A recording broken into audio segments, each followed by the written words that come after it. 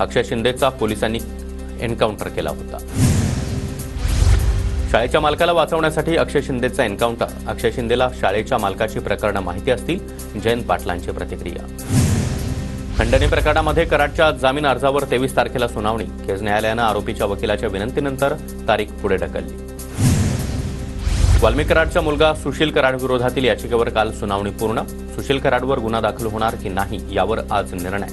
सुशील कराडवर मॅनेजरला घरात घुसून मारहाण केल्याचा आरोप। संतोष देशमुख हत्या प्रकरणाची चौकशी करणाऱ्या समितीचं कार्यालय मुंबईत।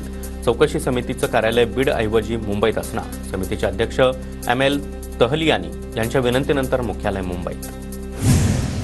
सरपंच संतोष देशमुखांचे कुटुंबीय प्रकाश आंबेडकरांना भेटले। भाऊ धनंजय देशमुख, मुलगी वैभवी देशमुख आंबेडकरांच्या भेटीला प्रकाश आंबेडकरांनी देशमुख कुटुंबियांकडून घटनेची माहिती जाणून घेतली।